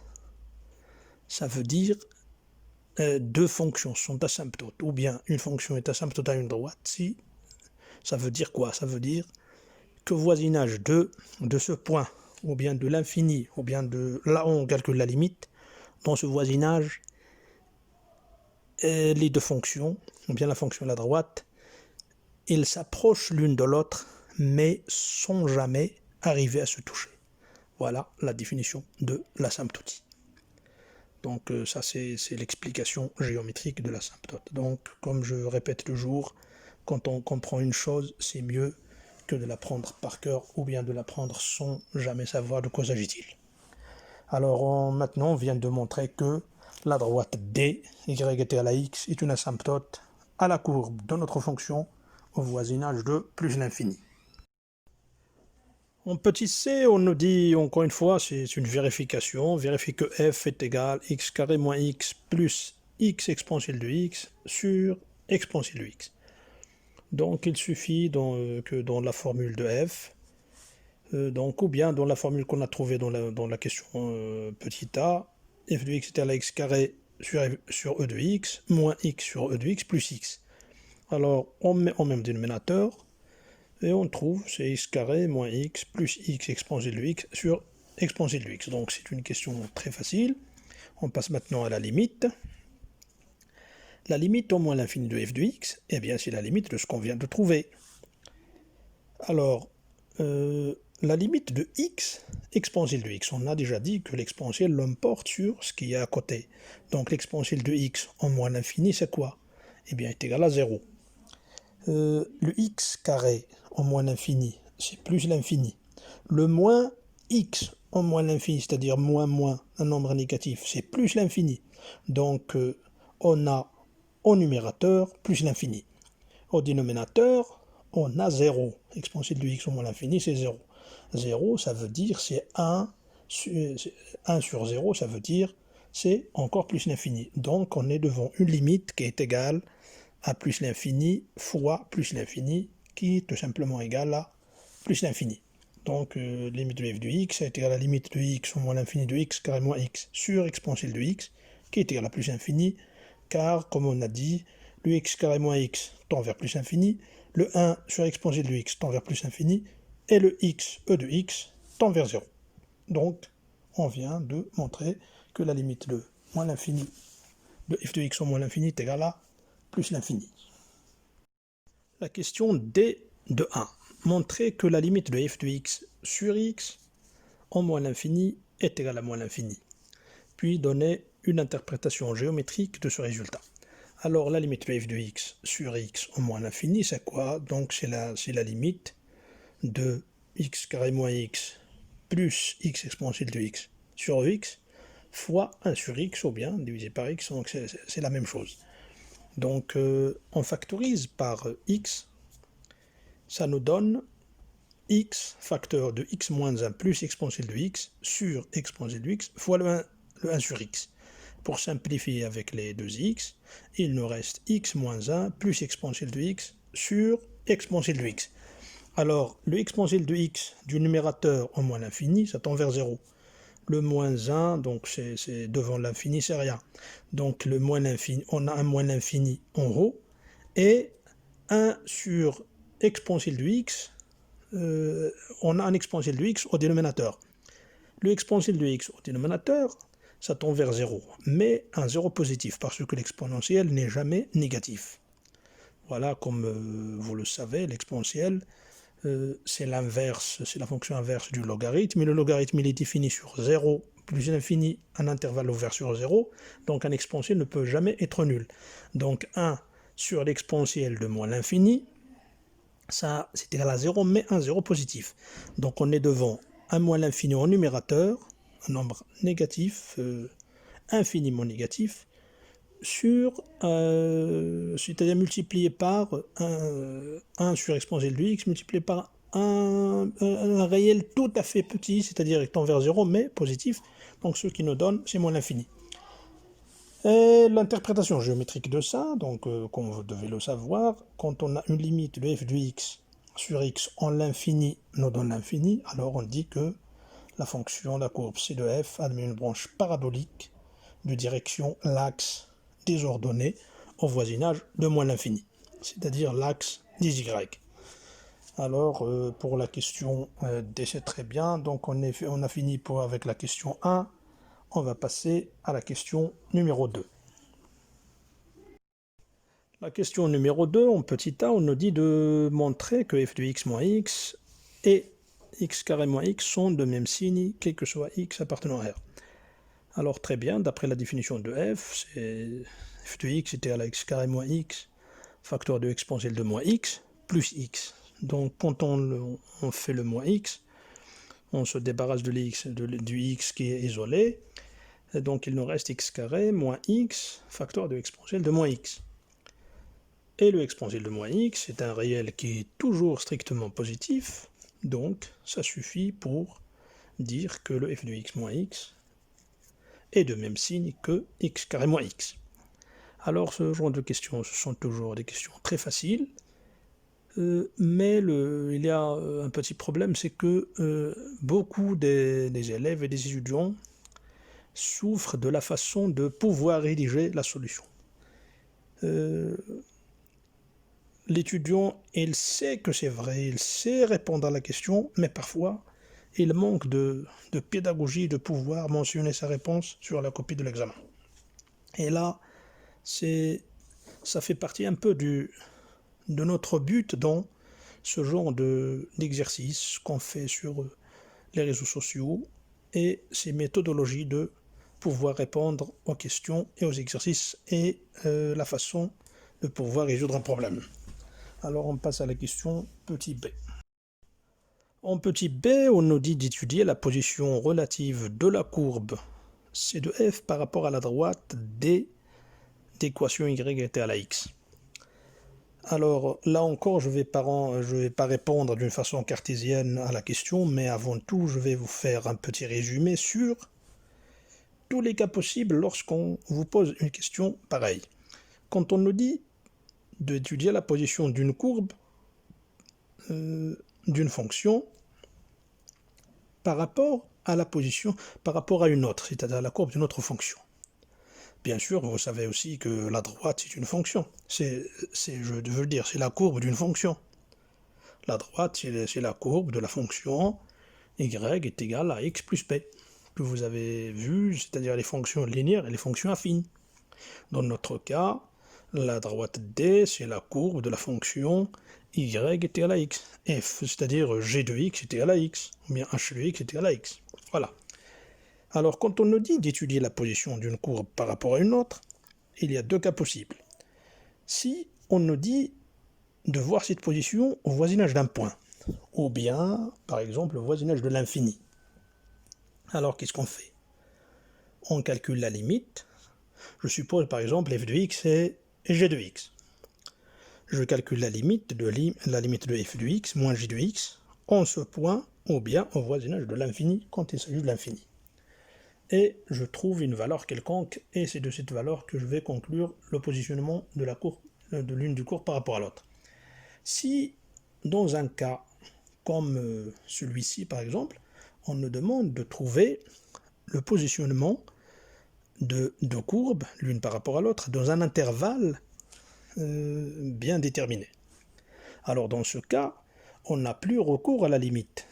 On ne calcule plus la limite, parce que la limite, comme vous le savez, c'est au voisinage d'un point, ou bien au voisinage de l'infini.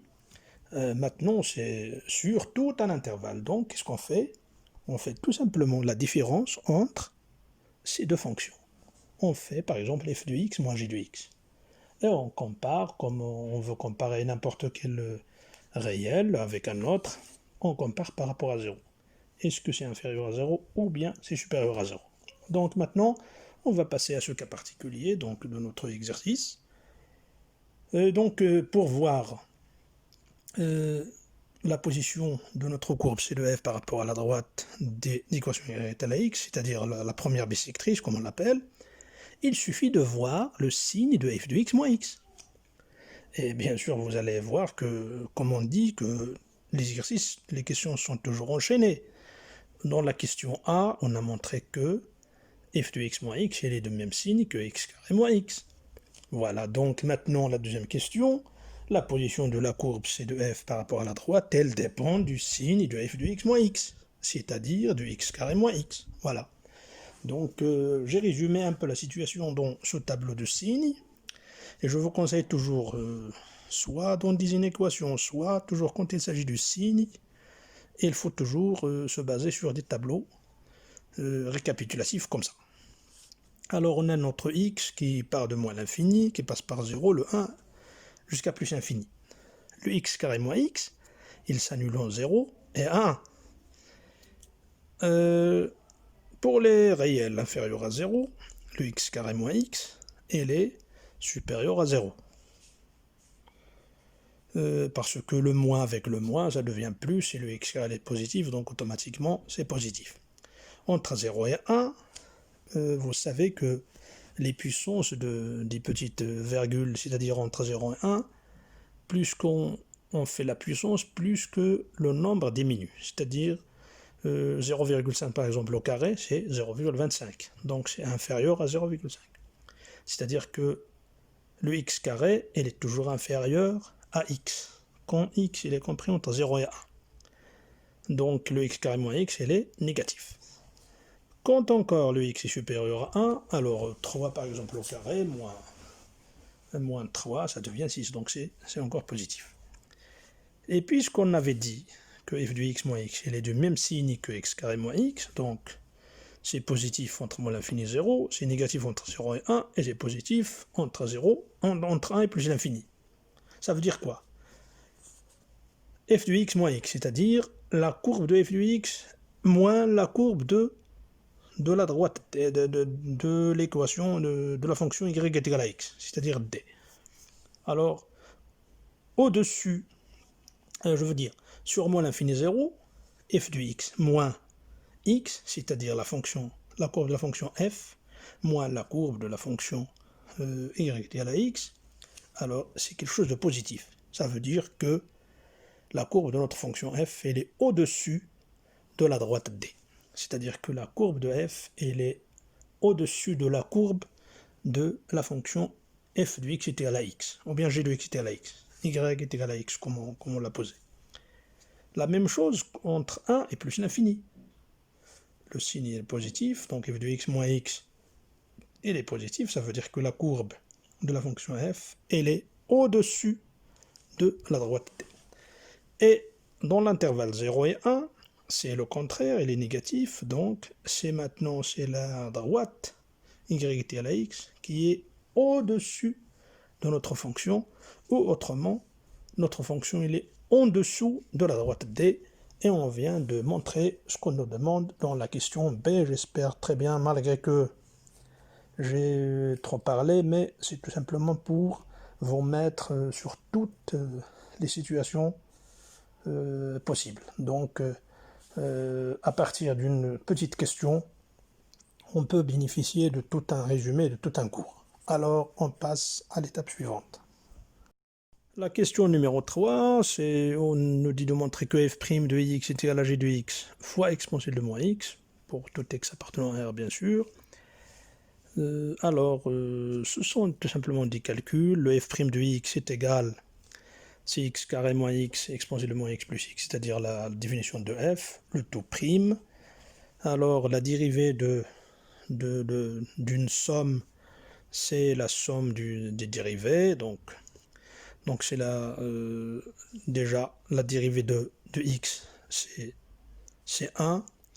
Encore la dérivée du produit de fonction, c'est f, par exemple f fois g prime, c'est f'g plus g prime f, donc c'est ce qu'on a utilisé ici, donc c'est x carré moins x prime fois exponentielle de moins x, moins x carré moins x fois exponentielle de moins x. Donc le moins, c'est le moins qui était à l'intérieur de la parenthèse, plus le x', donc avec des calculs, vous suivez, je souhaiterais bien que je n'aurai pas commis de faute, donc les calculs sont devant vous. On aboutit à ce que f' de x est évidemment égal à g de x fois exponentielle de moins x. Et là, je vous rappelle de ce que j'ai dit au départ, voilà le g de x qui apparaît. Donc il ne faut pas l'oublier. Alors la question B, et on va voir maintenant pourquoi le g de x il est encore apparu.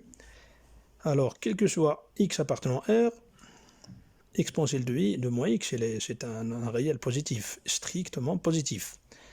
Et puisqu'on a le f' de x est égal à g de x fois exponentielle de moins x, donc on peut déduire encore comme dans la question précédente que f' et g de x ils sont de même signe puisque l'exponentiel est positif. Voilà, donc voilà la moitié de la question. Et alors on revient maintenant à la situation de g de x. G de x, on a montré dans la première partie que g de x il est inférieur à 0 sur moins l'infini 0. Par suite, le f' l'est aussi.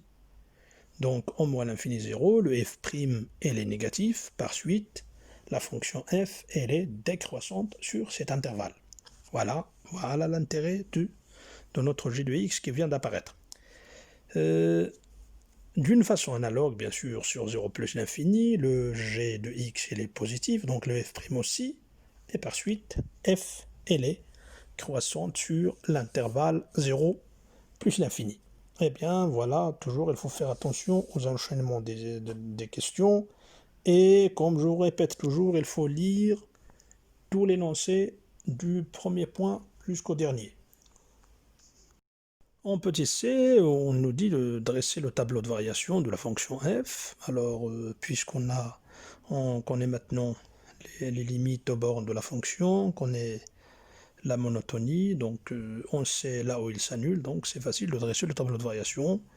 X, ça va de moins l'infini, il passe par 0 jusqu'à plus l'infini. Notre f', on a dit qu'il est négatif sur moins l'infini 0, il est positif sur 0 plus l'infini, et par suite, la fonction elle est décroissante dans la partie négative, c'est-à-dire dans l'intervalle moins l'infini 0, et elle est croissante dans l'intervalle 0 plus l'infini. Et puisque on a déjà trouvé les limites aux bornes, la limite au moins l'infini ça a été plus l'infini, la limite en plus l'infini ça a été plus l'infini, donc voici devant vous le tableau de variation de la fonction f. Dans la question numéro 4, on nous dit de montrer que la dérivée seconde f seconde de x est égale à x carré moins 5x plus 4 facteur de exponentielle de moins x. Alors la dérivée seconde c'est quoi? C'est tout simplement la dérivée de la première dérivée qu'on a déjà trouvée. On a trouvé que f' de x elle a été égale à g de x exponentielle de moins x, mais avant ça, ça a été égal à exponentielle de moins x facteur de exponentielle de x moins x carré plus 3x moins 1. C'est ce qu'on met là devant vous, donc c'est le tout prime. Donc les calculs, j'espère que je n'aurai pas commis de faute. Donc on a abouti à ce que la dérivée f seconde de x est égale à x carré moins 5x plus 4 est égale exponentielle de moins x. Donc c'est très bien pour la question numéro A. La deuxième question en numéro 4, c'est de montrer que la courbe admet deux points d'inflexion d'abscisse respective 1 et 4. Alors, qui dit la dérivée seconde dit les points d'inflexion. Là où s'annule la dérivée seconde, c'est là où sont les points d'inflexion. Donc il suffit de mettre f seconde est égal à 0, ça veut dire que, puisque l'exponentielle ne peut pas s'annuler, donc il suffit de résoudre l'équation x carré moins 5x plus 4 est égal à 0. Donc je vous conseille aussi quand vous êtes dans un exercice, si vous n'arrivez pas, par exemple, à trouver la réponse d'une question, alors vous pouvez l'admettre et travailler avec, par exemple, la question numéro 4. Si vous n'arrivez pas à montrer que la dérivée seconde est égale à ça, alors admettez que c'est égal à ça pour ne pas perdre les points des autres questions. Donc admettez que f seconde est égal à x carré moins 5x plus 4, facteur de exponentielle de moins x, et continuez votre exercice.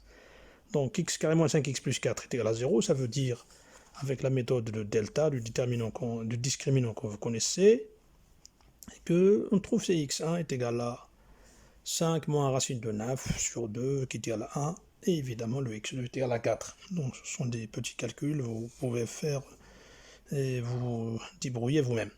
Donc on dit que la courbe admet deux points d'inflexion d'abscisse respective 1 et 4. Et lorsque on arrive au stade du tracé de la courbe, on doit obligatoirement mentionner leur image respective, c'est-à-dire f de 1 et f de 4, pour bien expliquer, pour bien montrer au correcteur qu'on a bien compris de quoi s'agit-il. Cinquièmement, le tracé de la courbe. Donc, vous voyez devant vous le tracé de la courbe. Comme je vous conseille toujours, il faut essayer de tracer la courbe manuellement et de mentionner tous les points particuliers de l'exercice, de la courbe. Dans ce cas, on va mentionner le f de 1 et le f de 4. On nous l'a donné, donc c'est sensiblement égal à 4,2. On va mentionner tout ce qui est particulier dans la courbe, comme on a dit. Et donc vous voyez devant vous la courbe, j'ai tracé à la main, donc pour essayer de vous persuader de faire la même chose chaque fois que vous êtes devant un exercice. La sixième question, on nous dit de vérifier que la fonction h, h de x est égal à x carré plus 2x plus 2 exponentielle de moins x est une primitive de la fonction petit h de x est égal à moins x carré exponentielle de moins x. Et on nous dit d'en déduire que l'intégrale entre 0 et 1 de x carré exponentielle de moins x, d de x est égal à 5e, c'est-à-dire 5e à la puissance 1 moins 5 sur e. Donc une fonction est primitive d'une autre, ça veut dire que la dérivée de cette fonction, elle doit aboutir à l'autre fonction. Simplement une petite remarque, c'est qu'on parle d'une primitive, c'est-à-dire que les fonctions qui admettent des primitives, ils en admettent une infinité. C'est pas tout simple. On ne dit pas la primitive d'une fonction, on dit une primitive de la fonction, parce qu'il suffit d'ajouter une constante pour que ça soit encore une autre primitive. Donc il faut faire attention à cette petite confusion. Alors pour vérifier maintenant que h, le grand h est une primitive de la petite h, il suffit de dériver le grand h. Donc on dérive grand h de x qui est égal à x carré plus 2x plus 2 facteur de exponentielle de moins x, le tout prime, et avec des calculs encore devant vous. Donc essayez de faire une petite vérification avec ce que vous avez fait vous-même. Donc on trouve que c'est égal à moins x carré exponentielle de moins x, et effectivement c'est petit h de x. Donc on en déduit que grand h est une primitive de petit h. Alors l'intégrale maintenant de x carré exponentielle de moins x, ça veut dire quoi? Ça veut dire c'est l'intégrale de entre 0 et 1, c'est tout simplement c'est moins l'intégrale de ce qu'on a trouvé, c'est-à-dire de petit h de x. Il suffit d'ajouter un moins pour que l'autre moins soit positif, le moins de h plus je veux dire.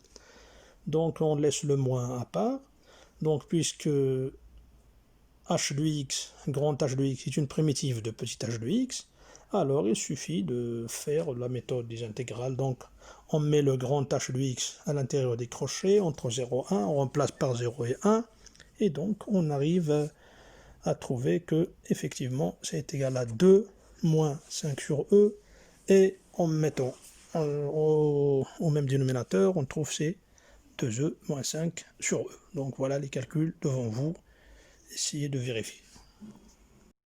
Petit b, on nous dit de montrer que l'intégrale de entre 0 et 1 de x exponentielle de moins x, d de x est égal à e moins 2 sur e. Et on nous dit d'utiliser l'intégration par partie.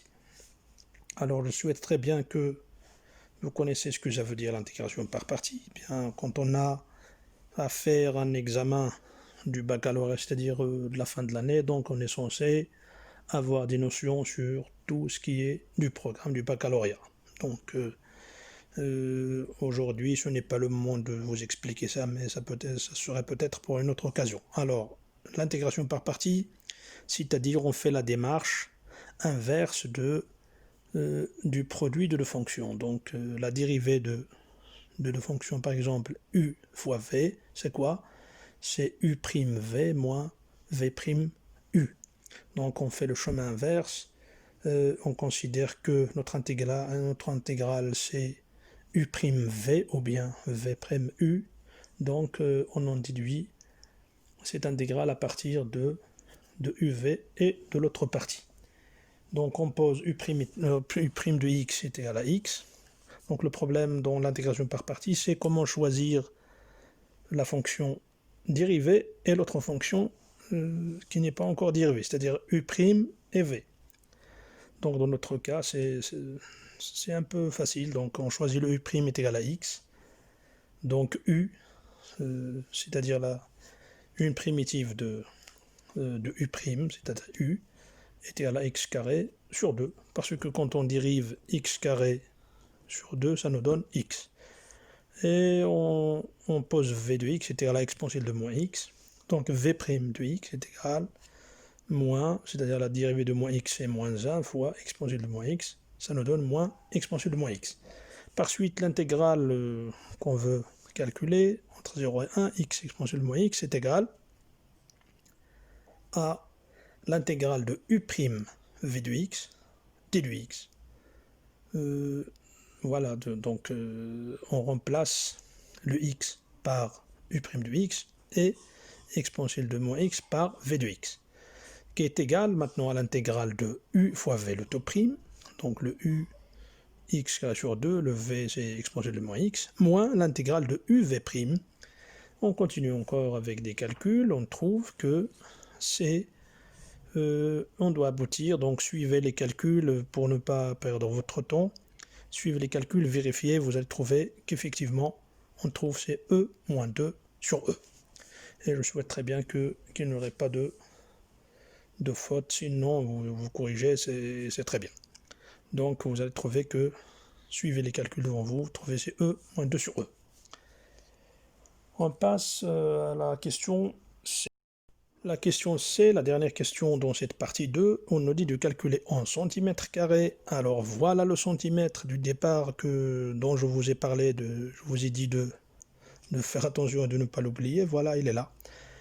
Parce que quand on veut calculer une intégrale ou bien une aire dans les fonctions, c'est toujours en fonction ça se fait toujours en fonction de l'unité de surface, mais qu'on nous propose dans le repère où on veut tracer la fonction. Si on nous donne le centimètre, c'est en centimètres carrés. Si on nous donne le carreau, c'est en carreau au carré.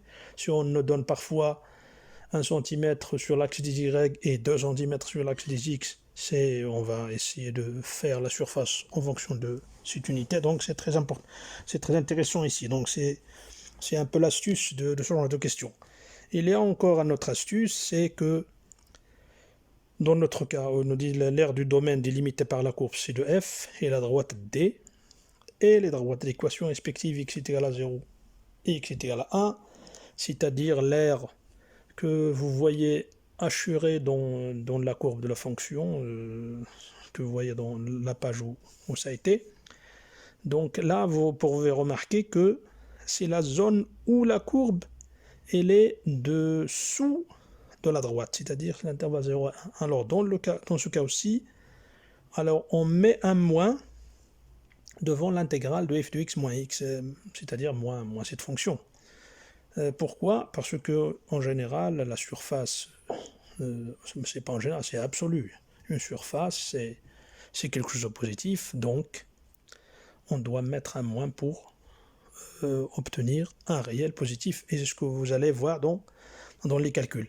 Si on voulait travailler par exemple dans l'intervalle où la fonction elle est dessus la droite, on ne va pas mettre le moins. Donc voilà les deux astuces qui sont dans cette dernière question, et c'est parfois des astuces qui sont spécifiques et qui font la différence entre les étudiants, parce que la majorité des questions passées ont été faciles, mais parfois des questions particulières comme ça, ils font la différence entre les plus génies des intelligents. Alors la fonction, notre intégrale c'est a, c'est moins, comme j'ai dit, c'est l'intégrale entre 0 et 1 de f de x moins x, puisque c'est l'équation de la droite, c'est y égale à x. Donc le x encore qui était là-bas isolé de l'exponentielle, il va s'en aller, donc il nous reste, c'est l'intégrale entre 0 et 1 de x moins f de x, qui est égale à l'intégrale de x carré moins x, facteur de exponentielle de moins x. Et on se sert de ce qu'on a trouvé dans la question petit a et petit b, c'est-à-dire c'est tout simplement la somme des deux intégrales qu'on a trouvées. Je veux dire la différence des deux intégrales qu'on a trouvées, c'est e moins 2 sur e, moins ce qu'on a trouvé dans la première question, 2e moins 5 sur e, qui nous donne 3 sur e moins 1 et en centimètres carrés. C'est-à-dire notre R, elle est 2, il est égal à 3 sur e moins 1 centimètres carrés. Et vous voyez très bien que c'est un réel positif, parce que 3 sur e, c'est 3 divisé par 2,718 ou bien 700 quelque chose, la valeur de e, donc il est supérieur à 1 moins 1, et alors c'est supérieur à 0. Et voilà l'intérêt du moins qu'on avait ajouté. Alors je souhaite très bien que c'est très bien passé, c'est très bien expliqué pour cette deuxième partie. On passe maintenant à la troisième partie, et où il y a un petit peu de suite numérique. La dernière partie, la partie 3, donc c'est réservé aux suites, mais les suites qui sont avec notre fonction f. On considère la suite un définie par u0 est égal à 1,5 et un plus 1 est égal à f de un pour tout n appartenant à n. On nous dit en première question de montrer par récurrence que pour tout n appartenant à n, 0 est inférieur ou égal à un, inférieur ou égal à 1. En question 2, on nous dit de montrer que la suite un est décroissante. Et en troisième question, on nous dit d'en déduire que la suite un est convergente et de calculer sa limite. Alors, on passe directement à la solution. Quand on parle de la récurrence, donc c'est un outil de logique que vous êtes censé encore connaître en première année du lycée, donc c'est parmi les méthodologies avec lesquelles on peut montrer et raisonner logiquement. Donc, et ce type de raisonnement il se base sur deux choses. La première des choses qu'on appelle l'initialisation, donc on suppose pour les premiers termes d'une suite, ou bien les premiers éléments de ce qu'on veut montrer. Donc dans notre cas, on a déjà le U0, il est compris entre 0 et 1, donc il vérifie l'inégalité qu'on veut montrer. Et on passe au deuxième stade qui s'appelle l'hérédité, c'est-à-dire on suppose que c'est vrai pour jusqu'au stade n, dans notre cas on suppose pour un, et on montre que c'est vrai pour le stade suivant, c'est-à-dire un plus 1. Alors, on a dit que pour U0 c'est très bien, donc on suppose pour UN qu'il est compris entre 0 et 1. Et puisque la fonction f elle est croissante, ça veut dire que pour les réels qui sont positifs, c'est-à-dire supérieur à 0, alors le f de ces réels aussi, y compris notre suite UN, elle est positive. Ce qui veut dire que f de UN, elle est positif. Et puisque n plus 1 est égal à f de n, donc on déduit que un plus 1, elle est déjà positive. Donc on vient de montrer la moitié de l'inégalité. Maintenant on passe à la deuxième partie, c'est-à-dire on va montrer que n plus 1 est inférieur ou égal à 1. Alors, pour comparer deux réels, il y a toujours deux méthodes. Soit qu'on calcule leur différence, soit qu'on le calcule le rapport. Mais dans notre cas, la différence elle est plus simple. Donc on fait 1 moins un plus 1 est égal à 1 moins f de un, donc on remplace le n plus 1 par f de un, qui est égal à 1, et on remplace le x par le un dans la définition de f, donc c'est u carré moins u, facteur de exponentielle de moins u, moins un, je veux dire un, bien sûr. Et puisque le un est supposé être compris entre 0 et 1, ça veut dire que le u au carré elle est inférieure à n, comme on a déjà dit dans l'une des questions précédentes. Quand on a affaire à des réels compris entre 0 et 1, donc plus que qu'on multiplie par le même réel, plus que ça diminue, donc u au carré est inférieur à un. Ça veut dire que un au carré moins un fois l'exponentiel de moins un, il est inférieur à 0. Parce que l'exponentiel encore, je rappelle qu'il est toujours positif. Alors maintenant, quand on retranche un réel négatif de 1, c'est comme si on ajoute un réel positif. Donc le 1 moins u carré, un carré moins un, facteur d'exponentiel de moins un, elle est supérieure ou égale à 1. Voilà, donc, et puisque le 1 il est supérieur à un, ça veut dire que 1 moins un plus 1, elle est supérieure ou égale à 0. Alors écoutez très bien et lentement, et faites pause, et en même temps, regardez en parallèle ce qui est écrit devant vous, vous allez comprendre que c'est bien logique. Donc finalement, on vient de montrer que n plus 1 il est inférieur ou égal à 1. Et on note 2. Donc on a montré la moitié de l'inéquation, maintenant on vient de montrer la deuxième partie. Donc on déduit que un plus 1 est bien compris entre 0 et 1. La deuxième question, on montre que n elle est décroissante. Alors il suffit de calculer la suite elle est décroissante, c'est-à-dire un moins un plus 1, il faut qu'elle soit inférieure à 0, et c'est ce qu'on va montrer.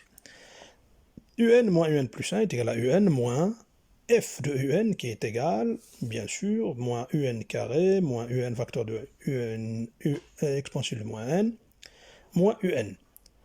Alors le un et le un, il s'en va, donc il nous reste moins un carré, moins un, exponentiel de moins un, qui est maintenant positif parce qu'on a déjà montré dans la question A que le un carré moins un, il est négatif. Donc avec le moins, ça devient quelque chose de positif. Donc un, il est un moins un plus 1, il est supérieur ou égal à 0. Donc un, il est supérieur à un plus 1. Et c'est tout simplement la définition d'une suite décroissante. Et par suite, on montre bien que notre suite un est décroissante. En dernière question, pour finir avec notre examen, la troisième question, la suite un, elle est minorée, c'est-à-dire elle est supérieure ou égale à 0. On dit que c'est minoré, c'est-à-dire elle a une limite inférieure. Donc on dit qu'elle est limitée en dessous par le réel 0. Donc il ne peut pas dépasser 0 pour être négatif. Et puisque n elle est décroissante, donc plus que le degré du terme augmente, plus que la suite diminue. Donc, en plus l'infini, quand on arrive à un n très très élevé, alors notre suite va tendre vers sa limite mineure, c'est-à-dire vers sa valeur mineure qui est bien égale à 0. Donc, on vient de montrer que un elle est convergente et sa limite, en plus l'infini, tend vers 0. Alors, je souhaite très bien que notre travail vous apporte un coup de main, un vrai soutien, une vraie vision sur la façon de pouvoir rédiger ces réponses lorsque vous avez à faire un examen. Je souhaiterais bien aussi que ça vous faciliterait de faire une petite révision générale dans les derniers instants avant de passer votre examen du baccalauréat. Et je vous souhaite bonne chance tout le monde et bon courage et à une autre occasion.